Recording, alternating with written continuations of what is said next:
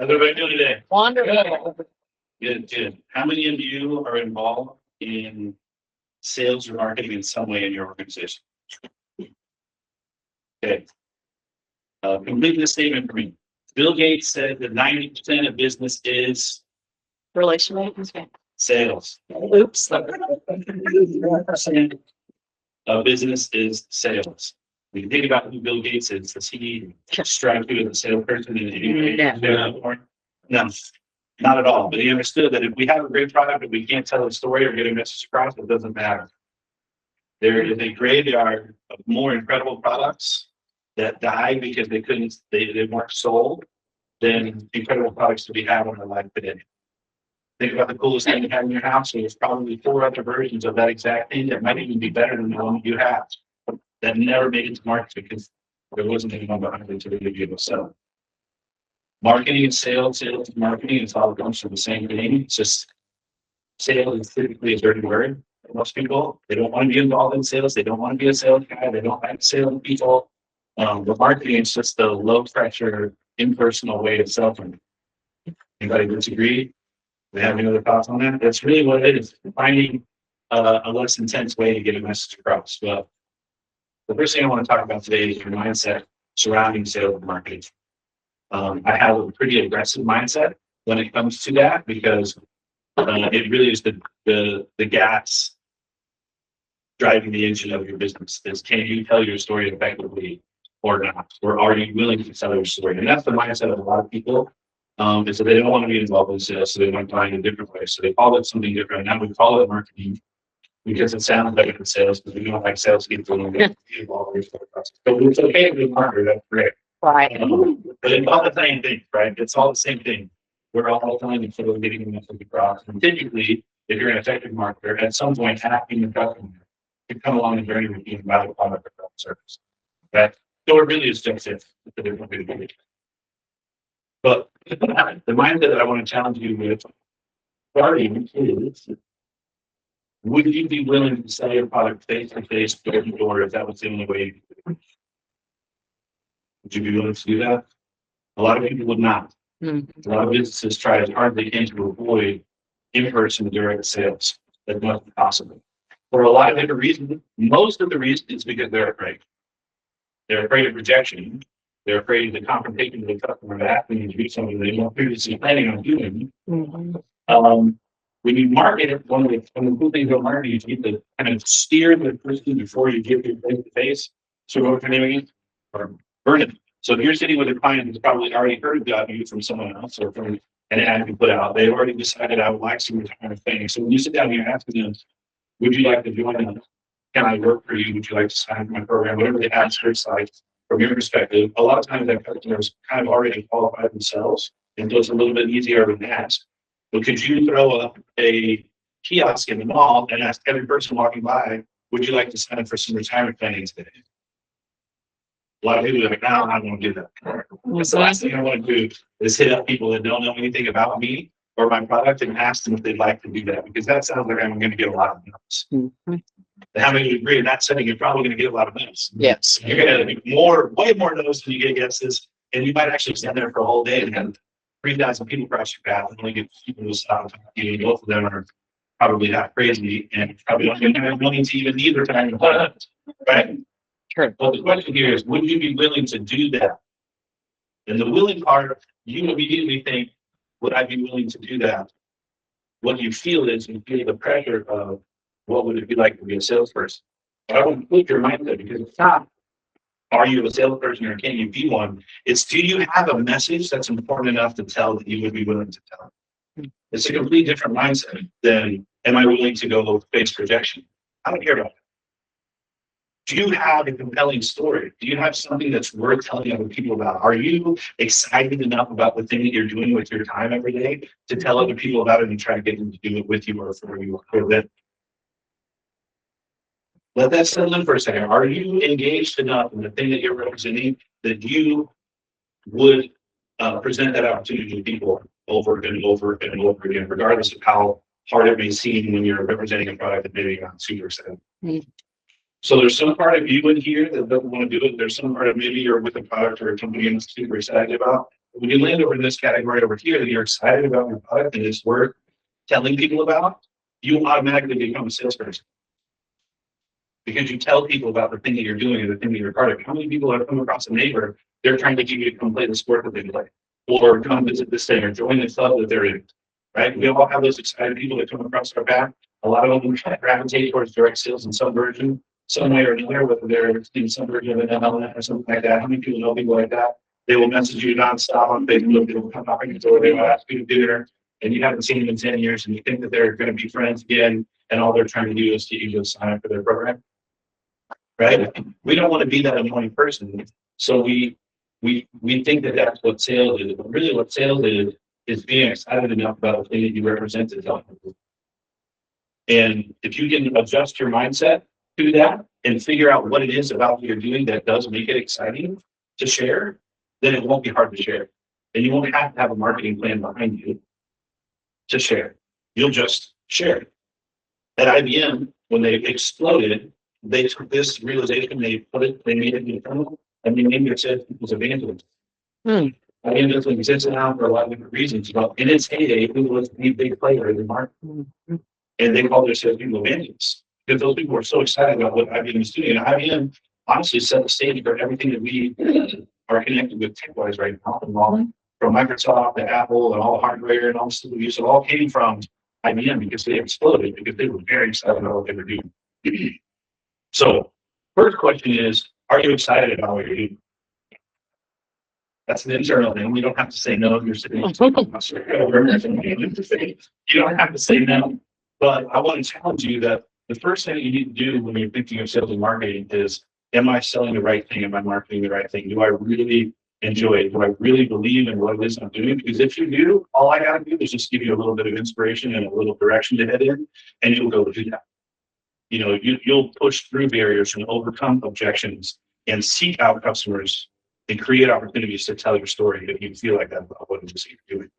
So if you're taking any notes, write down, am I excited about what I'm doing? And there's going to be a little flow chart here. You know, if you are, awesome. Let's figure out ways to help you tell your story. If you're not, why? Is it you or is it the product?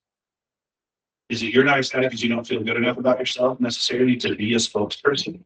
And you think a spokesperson has to look a certain way and have a certain personality?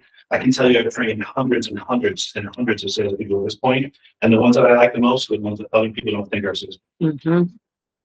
Anybody have any idea why? Because when they find that in themselves, they can't stop talking about it because they find success in a new way, and they're disarming. They don't come across like salespeople because they're not selling something; they're just truly sharing something out of the heart. That's a way better message, a way better package. It's received a completely different way. Because you don't have to look or act like a salesperson to be effective. First, you have to believe in what you're doing, and secondly, you need to know enough to be able to communicate it. And you might need to work on yourself a little bit in your presentation and the way that you're doing it, but that's honestly 5%. The biggest part is, are you excited enough to tell people? Because that person, I can give them all the tools and all the direction, whether it's designing a customer journey in a digital marketing campaign, or whether it's teaching somebody how to knock doors, which is one of the ways that we acquire our leads at AVCO Roofing, is we knock doors. So let me ask you, if you just go around the room, just give me like one word or one sentence of your biggest challenge when it comes to sales or acquiring leads, or let's make it about prospect. What's your biggest challenge when it comes to getting more prospects, more leads into your system, funnel, tool, whatever you want to call it? We'll start out here with you. What's your goal about marketing? It's the best method to use to reach. You're looking for the best, but what's your biggest problem right now in doing that? Biggest problem? I wouldn't say I have a problem. It's just a matter of doing it. I use the right mail. Yeah. I use the right mail. That's been the best response to it. Just, okay. It's also the biggest problem. How's it the biggest problem? Well, if you get responses and. It's a very low conversion rate. Yeah. You're looking at less than 1%, probably a 0.something% response rate. On a good mail, usually I think you can get an 8, to 2-1. It's Yeah. 1%. So you gotta, it's a lot of large numbers. Oh, of course. Yeah. It's working volume. Yes, working volume, for sure. Well, Well, we do BBB sales, so the biggest issue I have is actually going on. Talking. I had that fear of rejection. Sales, right? I do all my marketing online, so that's how to become this business, but I want to get more local. That's my issue. Yeah. Well, I'll speak a little to that, and is it okay if I challenge you a little bit? Yeah, that's fine. So when you lean on digital and you don't do the in-person follow-up when you're in a local market, you're sort of taking the easy route. You really, just like you would tell me if I was doing a large campaign, I would get multiple impressions from different sources. Your customers need to see you. They need to see you online in some way or another. They need to get an email reach out from you, but they also need to see you in person somewhere to really buy into your vision, because there's a lot of people that do what you do nationally, statewide, regionally, and even micro local just here in Tyler or Wood County. You got to get out and mix it up, because if I'm looking at a marketer, one of the things that makes me most likely to participate with a marketer's campaign is that their marketing was effective, that their marketing was effective to me. Okay. If their marketing to me is not effective, I'm never going to use it. And I think that's intrinsic with most people. If you're really good at getting your message out there, they're like, man, this guy's really good. But if you're just kind of trickling it out there, doing like the field of dream things, which we'll talk about next, where you might build a devil's tongue, Yeah. which is most people's perspective, it fails. Man, okay, let's interject. Sure. You have to take this problem. This problem I have, and probably a lot of people in the room same problem. It's coming up with a system for multiple touches.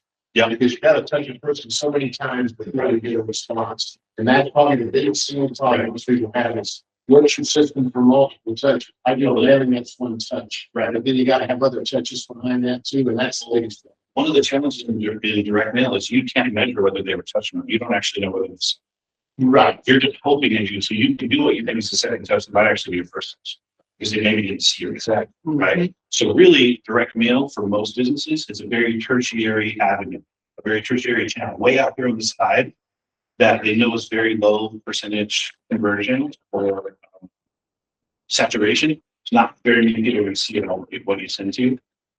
You might want to find something that's more trackable, where you can see how many people are engaging with that particular platform, whether it can add it as a phone number that's different than your phone number, so you know when they're calling, or a landing page on your website that's different than your main. You know, if this ad is leading to that landing page, so you know exactly how many people are using it.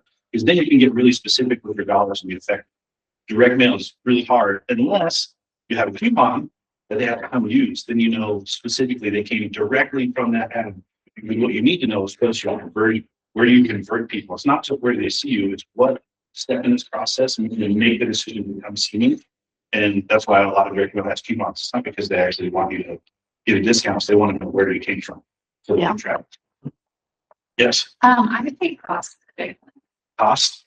Okay. Just the cost of running, money wise and then time wise, the cost of being a person doing all the challenge.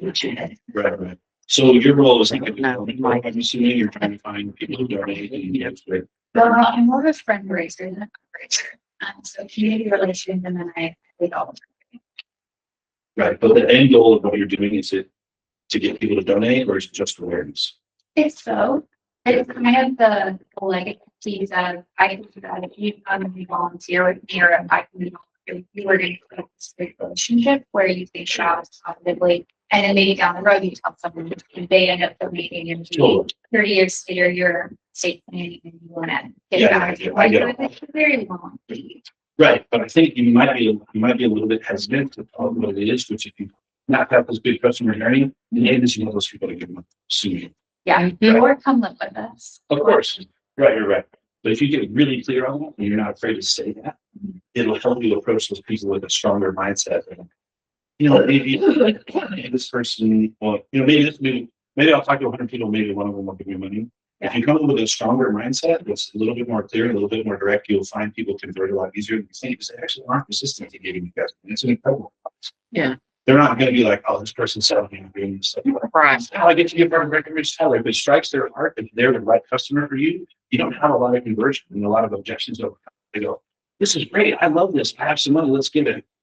So maybe map out that customer journey and be specific on what it is you're really trying to get to, because you'll be able to measure your actions a little more clearly. And I think you might be surprised of how many people would be willing to come on the journey where you think, maybe not, let's just take it low pressure. It's like sort of the guy at the bar who's like, just stands there and talks for like an hour and buys 2 drinks, but never asks for the phone number or never asks for the bill. there's only so much distance you're gonna cover when you're just kind of friendly. Sometimes you gotta be willing to get a little bit more.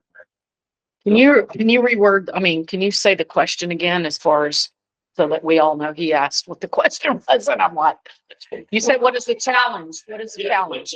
That's what I meant. Inquiring needs. Gotcha. Yes, I answered mine. It was the multiple impressions. Yeah. gotta be measured if you really aren't gonna. Yeah. Yeah. And in the nonprofit world, I would say mine is a relational thing. Like you said, it's all about relationships. Still a low for AVCO. I've reached both of these properties. Yes, you have. I was gonna bring it up.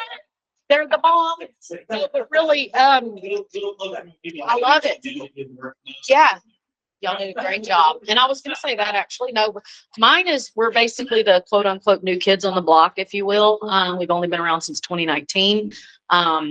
People are going to be more apt to giving to people that have been around 25 years and well, they used to give and they used to give. So it's growing that quote unquote brand, if you will, and it's not a challenge because I mean, I'm everywhere, you know, but it's still donor based. I mean, you got to have those, you know, the donors. So if you come into a meeting with the perspective that these people are more likely to get the money because they're more established, the customer's going to hear that and what you're saying, because you're going to immediately be defending yourself against another thing rather than just presenting your opportunity for what it is clear. That's it. And if you are the new kid on the block, there is a big percentage of people that want to give to the new kid on the block. Yeah. They want to be a part of the new thing, the coolest thing. True. Everything, because like if I give them $100,000 and they give you $100,000, personally, I'm more likely to talk about you guys because nobody knows who you are. And I'm a new kid. I'm like newly into it. I'm having a big impact. Right. From a donor perspective, this isn't to poke you and your Right. organization, but if I give $20,000 to an organization that new that doesn't have a lot of money, how far does that go versus organization True. around for a while, Very true. right? So I think if you take that self-limiting belief out of it Good. and just look for the people that you want, which is only a percentage of your market, no matter what you do, and that's all you need to worry about. Don't worry about the no's at all. In lead generation, marketing, and sales, who cares how many people say no? It's irrelevant. Totally. All that matters is how many people say yes. So it gets down to what we say in direct sales. It's SW, SW, SW, SW. Yeah. Some will, some won't, so what? Someone else is fake. It doesn't matter. There's somebody that wants to participate in what you're doing, just the same, and they're probably different customer profiles. Yeah. You guys probably running competition with each other. No. Actually, we work together. Yeah. Right. And it's like, Yeah. I know. at the time, the ones that are gonna go with you, Totally. be really excited, the ones that go with you, be very excited, probably very different groups. So all your job is to get in front of everyone and ask as many people as you can, Mhm. right? And be passionate about it. Yeah. For sure. Yes, sir. Probably getting through the gatekeeper to the decision maker. I work here and we're phone sales, so we're volume. Are you with me? And I get, Game. yeah, and I started almost 2.5 years ago and I got better at the job when I didn't care if they said no. At the beginning, I didn't understand that. And I didn't care if they told me to, you know what? I didn't care what they said to me. I really didn't. And I got better at it, but it's challenging to get to the decision making. 100%. So a little breakdown on currently what I'm involved in. So I have 2 roofing companies, 1 residential, 1 commercial. They both fall under this. I have a manufacturing company where we invent tools that are specific to roofers and growing into other trades as well. This year will be my 7th year in business. And by the end of this year, we'll have done $150 million Wow. in sales between those companies. Amazing. So I do know a little bit about how to find people that will spend money with you and how to do more with people that don't have. Mhm. And it's something that obviously that individual person doesn't matter because they don't matter to you from your sales cycle because if they said no and they're not your customer. It's good that you found out they aren't your customer now because you can not continue. Don't waste any more time. Yeah. Yeah. All right. Yeah. So in my commercial roofing company, finding a gatekeeper is great Mhm. because we do phones, we do direct. We will knock on doors, especially after a storm, but even when there's not a storm, we'll go to the market we want to work in and we'll just knock doors to create a relationship with those usually business owners or operators that aren't always property owners. I have to have a property owner, I can't be. Yeah. Right. So getting the gatekeeper is very good for us as well. I would say the biggest thing around that is persistence and then figuring out what it is that you can do to get that person to get you to the gatekeeper. What's the triggering event or type of information they need to hear that they'll pass it along to the gatekeeper for you. For you guys, I don't know exactly what that message is. but I'm assuming you're calling to try to get businesses into the BBB. Yeah. We could brainstorm on that later, but and if you're not talking to the gatekeeper, the number one rule is be remembered. Yes. And I Be can remembered, say that. be remembered. Whatever you say that, make sure that they remember that you called, Yes. they remember who you are, that they remember there's an event coming up. And so I would have some sort of ask in your phone call that is India City ask to, that is not the same question as kind of talking to the gatekeeper. Will you come to this event? Would you like this thing? Can I email you this? Whatever that might be, so you can start that contact. That hopefully will be more automated than an in-person phone call after that. That continue the communication so that you stay top of mind with that person who's not the gatekeeper to get you mentioned the gatekeeper. It's a big part of our strategy. So, I think one of our biggest issues right now is just the unsafe market in the insurance world. You know, you've got a lot of carriers that are raising rates and tightening their belts at the same time. You know, so it's just it makes it difficult. So you know, typically I guess our workload has increased significantly because everybody's shopping, right? I mean, which is great. We're getting a lot of phone calls, but you know, at the same time, you got some going on back door. So just an unstable market, right? of the 100 biggest businesses in the United States, how many of them do you think started in recession? Probably not so. Almost all of them. Yep. They figure out how to succeed in a hard market, and they crush all their competition. So there is a self-limiting belief that the market is affecting you in a negative way, but you said the positive right after you said the negative, which was all these people are calling us and shopping us. That's an incredible opportunity because then people taking time out of their day to reach out to you. That's awesome. That's super awesome. Does it come down to price? A lot of times, no, at least that's. I know, but it is our mindset. We think that's the case. It is usually not the case. Research says that it's communication, it's responsiveness. You know what the biggest thing is? Do they like you? That is the biggest reason people buy what they buy. They buy from who they know and like. End of story. Yeah. End of story. They've done research across markets, across products. At the end of the day, people buy from people they like. A lot of the people, how much of your business is commercial versus like personal? Well, we're kind of splitting in thirds whenever it comes to personal, commercial, and health. Got it. So the commercial people usually aren't even spending their own money. Right. That should be a little bit easier on the relationship side. When you get to the personal policy, they might be a little bit more price conscious or price sensitive. But at the end of the day, if you contact me 3 times after I've gone to see you, and the other person hasn't emailed me back, every time we do that, it increases the likelihood that I'm going to choose you over the other person. Every single time. Does anybody know what research says? How many times it takes of interaction? How many interactions does it take to get a person to make a decision? Between 7 and 11. Between 7 and 11 interactions before the person will finally decide to pick you over another company. So consistency and not believing that you're going to fail because you're not the cheapest is going to get you to win a lot of bets. A lot of opportunities you win because you're the one called back and you expect success because you have the best product. And yeah, the price is a little bit more, but you're going to get a better experience with it. That's going to win you a lot of deals with the other guy. Because the other guy is the cheapest. Guess what? They're going to call people back. Yeah, you get what you Can pay you tell me for. why you don't call people back? 2 reasons. He's overwhelmed with calls. Yeah. Cheapest always gets the most calls. When it comes to price shopping, they get the most calls. And number 2, he probably makes the least. He probably makes less commission than you as a salesperson because his product is cheaper, has to come from somewhere. It almost always comes out of commission. He doesn't care as much. That guy over there, he got 22 calls to respond to. How many does he respond to? He waits for those people to call him back. He doesn't go back out because it's going to make I don't know what your commission structure is like, but it's going to make a nominal effect over his outcome because he makes less because he works for a cheaper product. He also has more calls. He's not as good at converting because half the people he picks just take him because it's the deepest and he doesn't even have to talk to him. Right? So in this case, harder is better. When you do hard work, what do you get? Results. Yeah. Right? You get better at your job because you have a little bit more accounts than that guy. And then as you get better, you convert more than he does and he's getting weaker and you're getting stronger. Right? Everybody that contacts both of you, you start winning more and more and more, and he starts losing less, more and more and more. Right? It's all about seeing and seeing an opportunity versus seeing like, what's my common objection and thinking that's the thing that's going to make the decision. Right. It doesn't have to if you got the right approach to it. Right.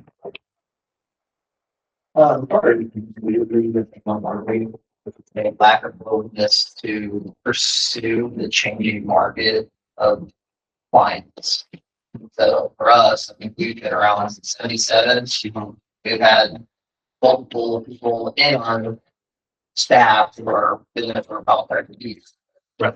So 30 years in the market started 30 years ago, not was current and rare.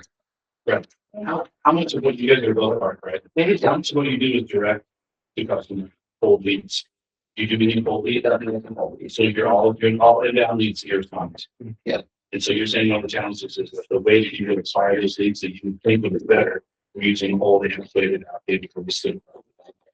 I mean, that our targeted client is typically, but we all know the pilot is growing younger and younger. Yeah. There's no drive to reach that younger crowd. Because before he came, I was the youngest one in our office by over 20 years. Yeah. So for me, it's like I was the young guy, so I was supposed to young leads, but I mean, or my job had me at the time. Right. So yeah, it's a lack of willingness to pursue that younger audience. I can see that as being a challenge. In information directors, in the way that we were just spending on something. Sure. Yeah, so then you fit it in your doors. You know what my best salespeople do? I don't want your leads. My best salespeople every year for years and years and years, we have a board. I don't know if there's a marker right here. We have a lead board where they I don't need it. It's okay. It just goes in rotation. And my best salespeople every year, you know what they do? They take their name off the board because they want to generate their own leads because they're better. Takes less time, they convert better, they have better relationship, more likely to rebuy from the same person, or because they're creating the leads versus giving the leads that I gave them. So maybe you guys could take your destiny in your own hands and create your own leads instead of having markets. Because if your leads are better, they're higher conversion, and do you guys have like a revolving growth where you want them to stay and you can pay over time for the people that stay? Yeah, totally. That'd be creating moments. Like if you look at insurance sales, the best insurance companies, like nationwide and worldwide, are all direct marketing driven. They all go person to person and ask each person, can I give you this product? Can I sell you this product? Can I provide this service for you? Because that relationship maintains them in their book. When you get called, usually you get cold leads that are calling in that you convert on price. As soon as there's a lower price, they're out there. Yeah, non-loyal. Your business is long-term built. Your business isn't immediate conversion, although you want to measure that too. Maybe it's worth taking into your hands considering. Just, I don't know if I'm to be able to give that advice directly, but I personally, the reason I've succeeded is because at every turn possible, I've taken it in my own hands and created leads and convert. Even in digital marketing, I took it away from the firms, I took it away from those people. We learned ourselves, and we do it much more effectively than they do. So, yeah, It's good stuff. yeah. Next, how about you guys? Well, I work for a nonprofit, so as we've already discussed with my friends here, the workers in the nonprofit world, it's the donor base. It is finding the new donors, and when you're starting that, it's thinking about a huge campaign, working and finding who they are, and it's a challenge, but to me, it's a unique challenge because I embrace that challenge. So I'm always looking around and I'm finding, okay, maybe this person is going to be. So I'm not sure. Look at my watch. Yeah, I'm looking at your watch. Yeah, I'm looking at your watch. Now. And yeah. Well, here's the thing. I'm sorry. No shame to you. I just want to be on the right side. Because here's the thing. I'm gonna be real. Gotta be real with you. Yeah. Do you really think we need to have a discussion about you being a partner in champions? Because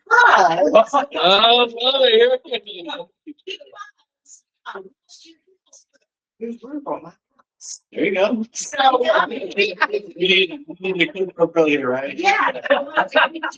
So, yeah, everywhere I go, I'm always. That's the aspect we're talking about. Good job. Thank you. All right.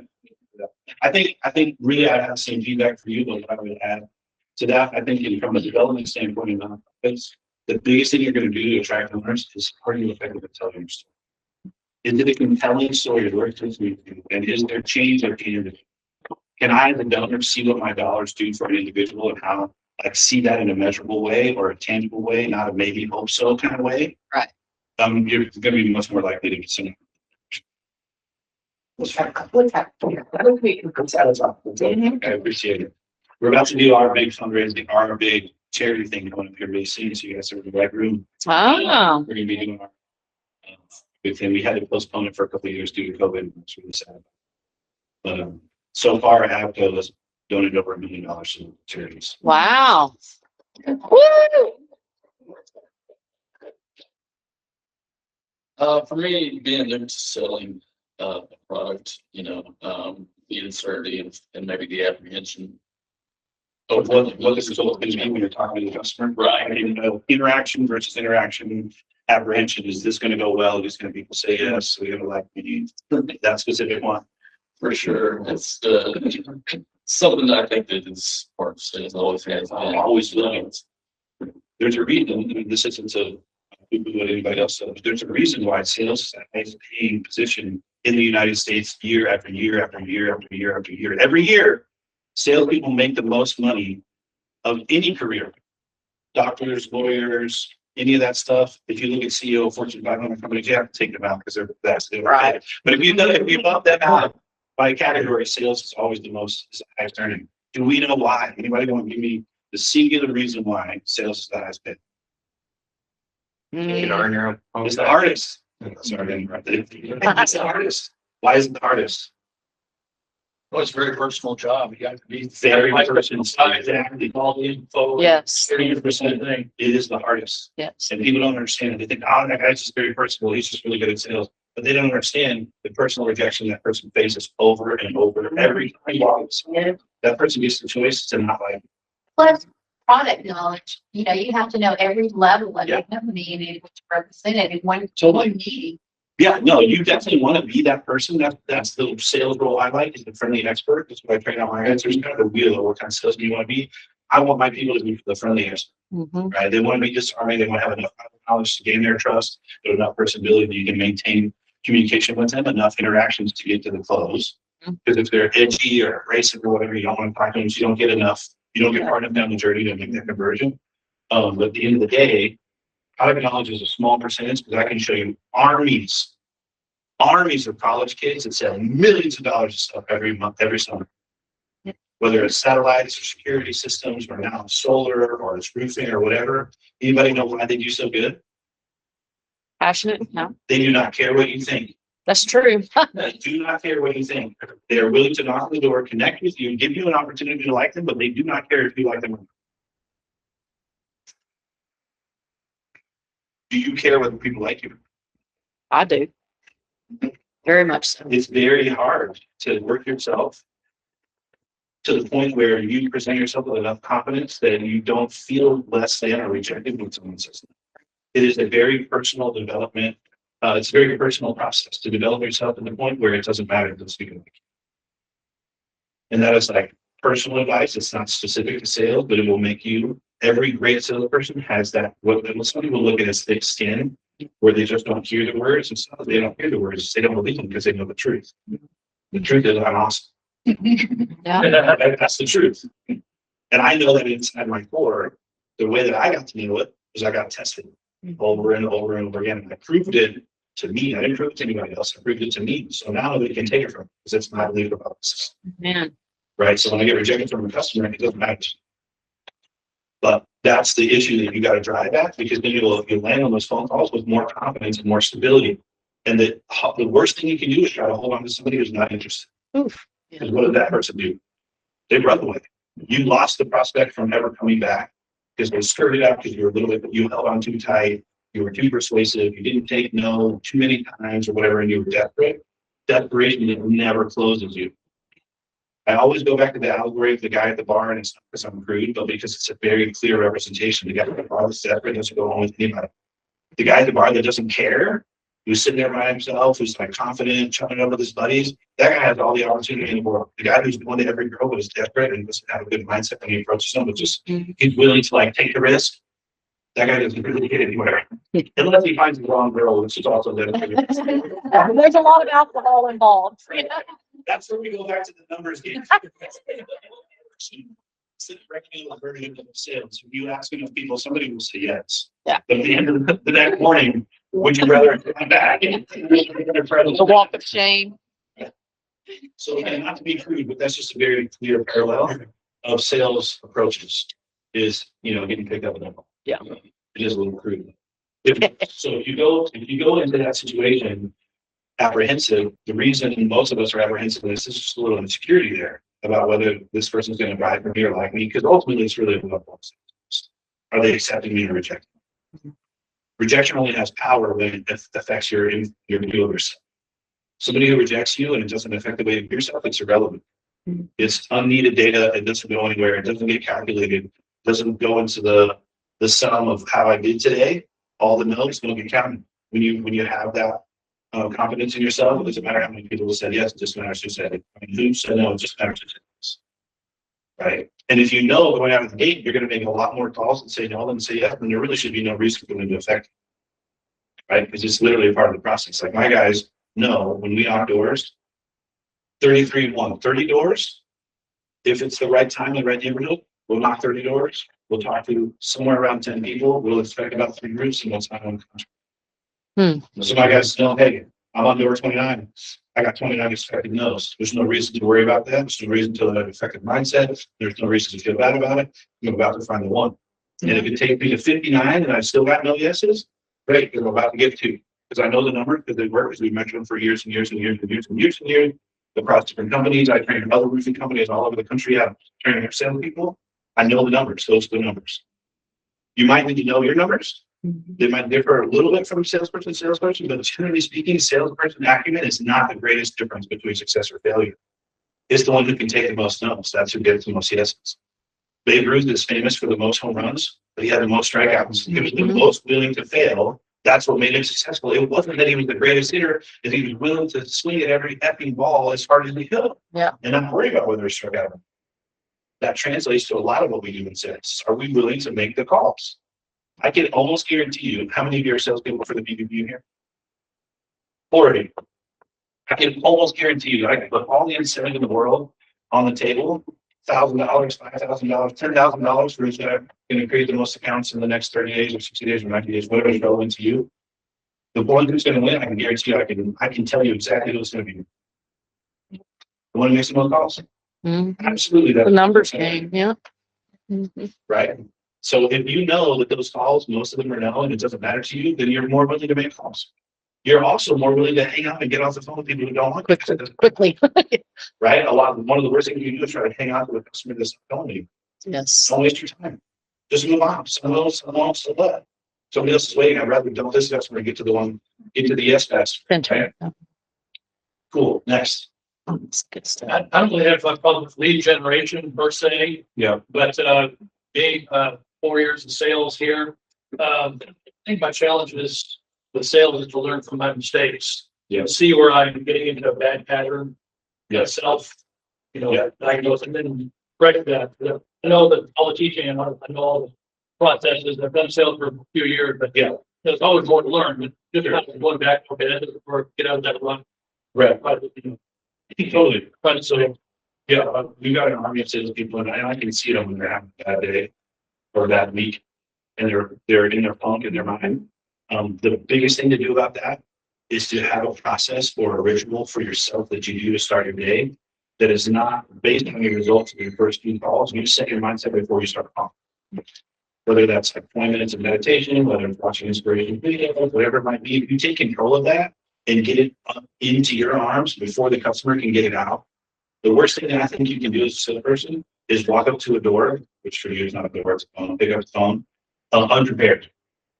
Because the customer is going to sense that you're not going to be in your best form, they're not going to jive with you, and then the data you get back is right. You don't want that. You want to be sharp and in your zone before you start calling.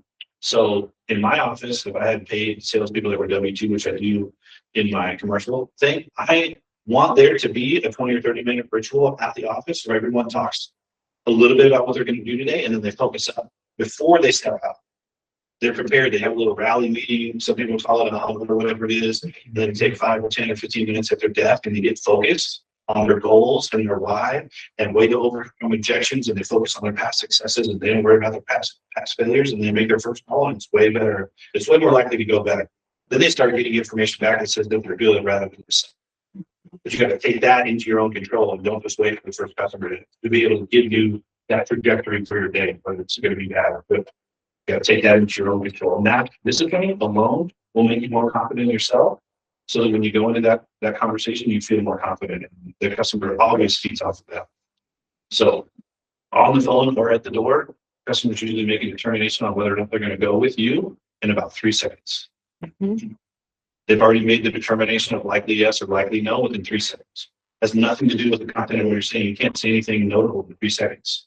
It's your tone, it's your energy, it's your assumption, it's your confidence or lack of confidence, right? But this one, that all gets communicated subconsciously, and those decisions are made really quick. So if you set that tone before you make the first call, you're much more likely to get it. There's so much inner work that goes into sales. 100%. Several things. I mean, we have to do the work and keep